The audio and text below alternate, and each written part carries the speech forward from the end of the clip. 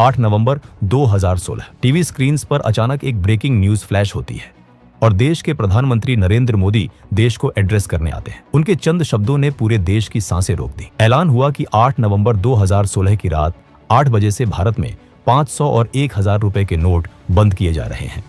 ये महज कागज के टुकड़े रह जाएंगे और लीगल टेंडर नहीं रहेंगे। इस ऐलान के बाद भारत की सड़कों, बाजारों और घरों में हलचल मच गई।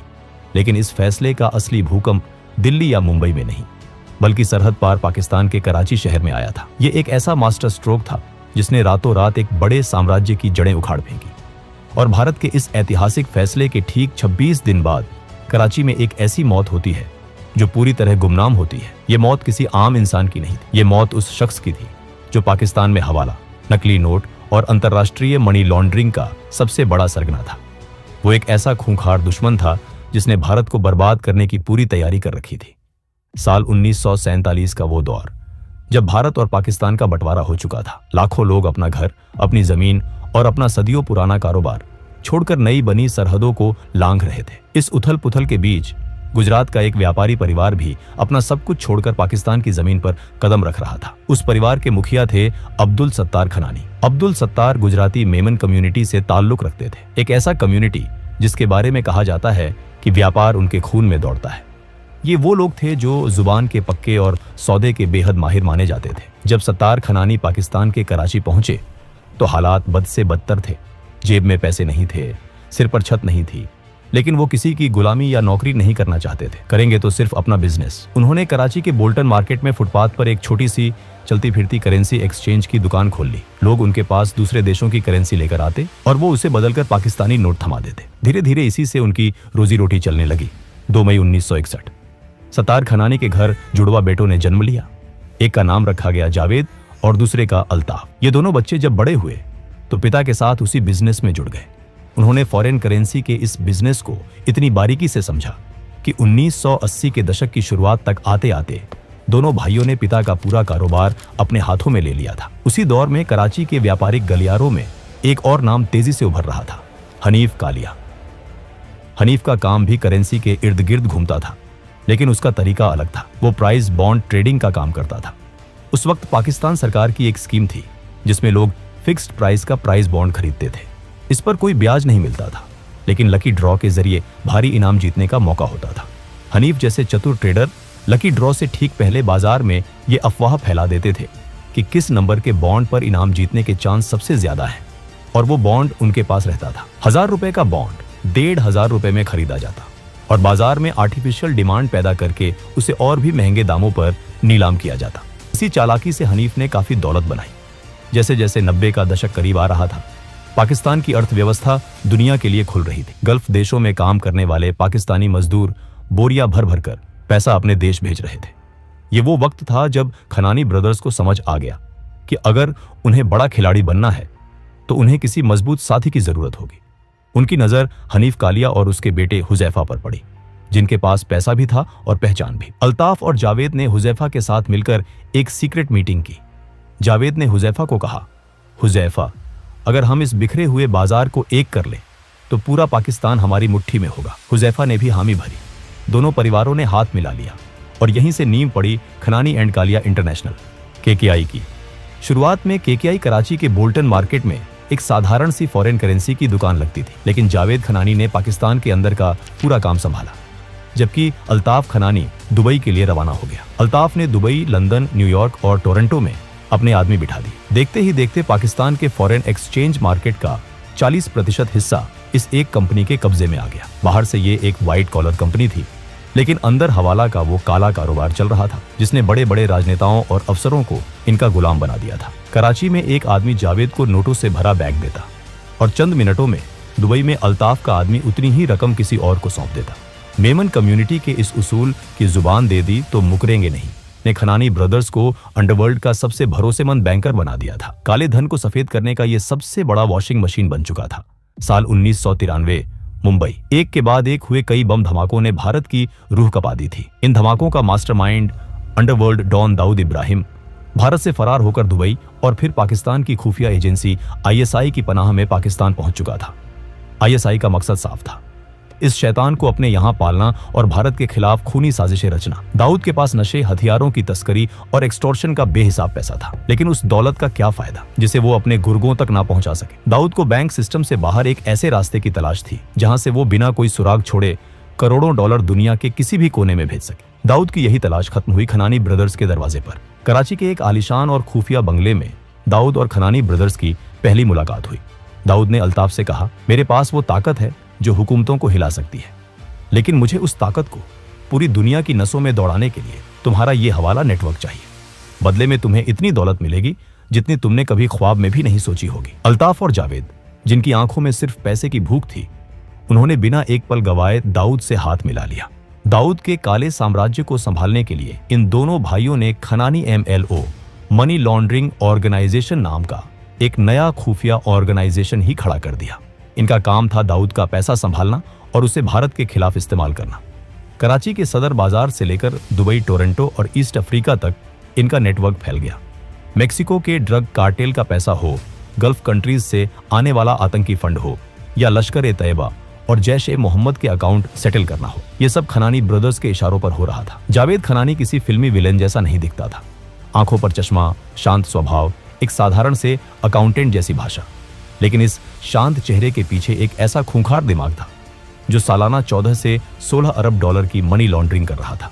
पाकिस्तान का डीप स्टेट और ISI जब भी बिना फिंगरप्रिंट छोड़े आतंकी नेटवर्क को पैसा भेजते तो वो जावेद और अल्ताफ के हाथों से ही होकर गुजरता था। दाऊद इब्राहिम और ISI के इशारों पर खनानी ब्रदर्स ने भारत के खिलाफ एक खतरनाक जंग छेड़ दी थी।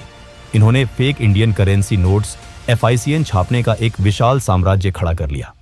ये कोई आम नकली नोट नहीं थे, इन्हें सिक्योरिटी ग्रेड पेपर पर छापा जाता था, जिनमें असली नोटों की तरह वाटरमार्क और खास फाइबर लगे होते थे। ये सुपर नोट्स इतने सटीक थे कि कई बार ATM के सेंसर भी धोखा खा जाते थे।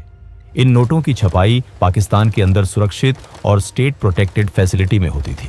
वहां से दुबई, काठमांडू, ढाका और कुआलालंपुर के रास्ते इन्हें भारत की सरहदों में धकेला जाता था। जांच एजेंसियों को तब बड़ा झटका लगा जब उन्हें दुनिया की सबसे बड़ी करेंसी पेपर बनाने वाली ब्रिटिश कंपनी डेलारू के साथ हुए एक बड़े विवाद का पता चला। भारत में ऑडिट के दौरान पाया गया कि घटिया क्वालिटी का करेंसी पेपर सप्लाई किया गया था और क्वालिटी सर्टिफिकेट्स में हेराफेरी हुई थी। भारत ने लगभग 2000 टन पेपर रिजेक्ट कर कंपनी को ब्लैकलिस्ट कर दिया, लेकिन सिस्टम के भ्रष्टाचार और मिडिल मैन के जरिए उसी मशीनरी और स्पेसिफिकेशन का फायदा उठाकर पाकिस्तान ने हुबहू भारतीय नोटों जैसे सुपर नोट्स छापने शुरू कर दिए। साल 2010 के शुरुआती महीनों में ही हर साल 1500 से 2000 करोड़ रुपये की फेक करेंसी भारत में दाखिल हो रही थी। एक तरफ इन पैसों से आतंकियों को फंडिंग हो रहा था। 2008 के 26/11 मुंबई हमले की फंडिंग में भी खनानी ब्रदर्स के इसी नेटवर्क का सीधा हाथ था। दूसरी तरफ भारत के बाजारों में अचानक इतनी करेंसी आने से महंगाई आसमान छूने लगी और रुपये की कीमत गिरने लगी। खनानी ब्रदर्स के तार मेक्सिको के खूंखार सिनालोआ कार्टेल, हिजबुल्लाह, तालिबान और अलकायदा तक जुड़ चुके थे। अफगानिस्तान में अफीम की खेती से आने वाला पैसा हो या खूनी आतंक की फंडिंग, खनानी ब्रदर्स दुनिया के सबसे बड़े मनी लॉन्डर बन चुका थे। अमेरिका के ड्रग एनफोर्समेंट एडमिनिस्ट्रेशन DEA और भारत की खुफिया एजेंसियों की नजर अब खनानी ब्रदर्स पर टिक चुकी थी। भारत लगातार अमेरिका को इनपुट दे रहा था। अल्ताफ को पकड़ना किसी एक देश के बस की बात नहीं थी। अमेरिका, ब्रिटेन, ऑस्ट्रेलिया, कनाडा और न्यूजीलैंड की खुफिया एजेंसियां ने मिलकर एक बेहद कॉन्फिडेंशियल कवर्ट ऑपरेशन प्लान किया। DEA के एजेंट्स ने अपनी पहचान छुपाई और खुद को इंटरनेशनल ड्रग स्मगलर के रूप में पेश किया। नकली पहचान और नकली कहानियों के साथ उन्होंने अल्ताफ के नेटवर्क से कांटेक्ट किया। कई हफ्तों की एन्क्रिप्टेड बातचीत के बाद एक अंडरकवर एजेंट ने स्काइप पर अल्ताफ से कहा, अल्ताफ भाई, हमारे पास करोड़ों डॉलर का ड्रग मनी पड़ा है, इसे वाइट करना है।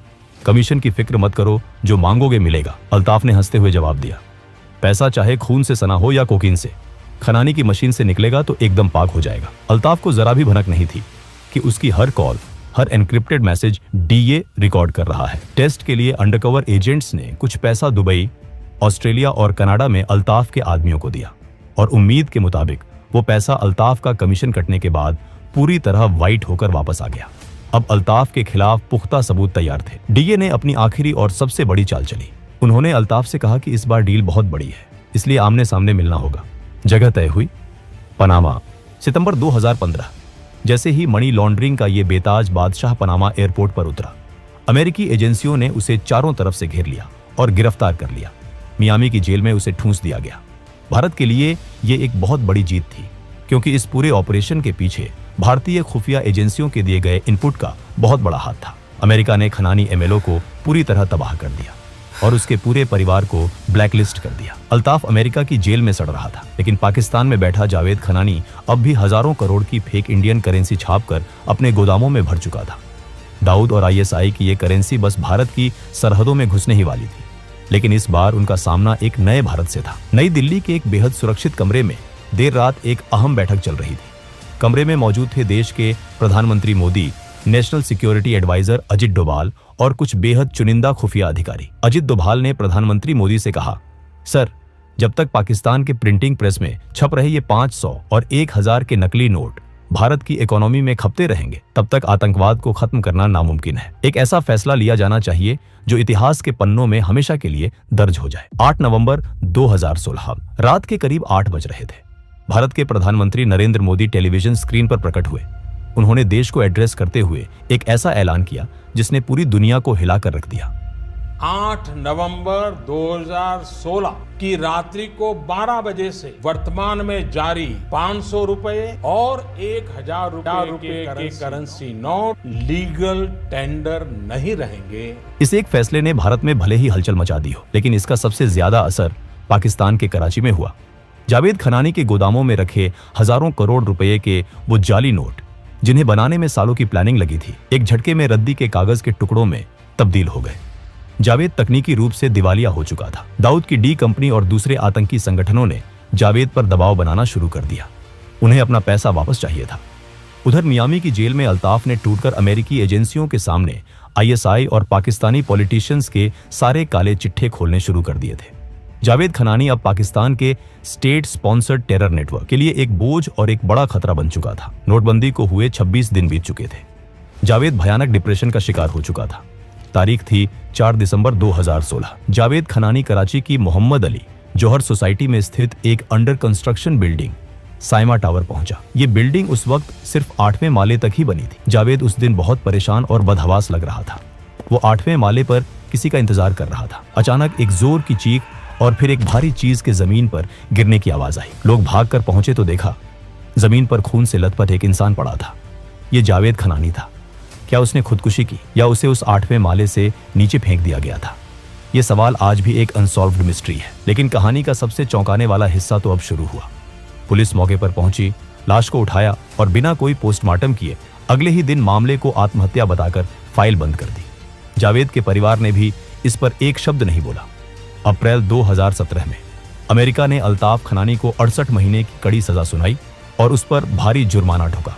साल 2020 में अल्ताफ जेल से बाहर तो आ गया, लेकिन आज वो कहां है, किस हाल में है, ये कोई नहीं जानता। खनानी ब्रदर्स का वो साम्राज्य जिसने सालों तक आतंकवाद, नशे और जाली नोटों के दम पर भारत को लहूलुहान करने की नापाक कोशिश की थी, अब इतिहास के कूड़ेदान में दफन हो चुका है। दोस्तों, अगर आपको ये वीडियो पसंद आया हो तो इसे लाइक और शेयर जरूर करें और ऐसी ही रोंगटे खड़े कर देने वाली सच्ची कहानियों के लिए हमारे चैनल को सब्सक्राइब जरूर करें। जय हिंद, जय भारत।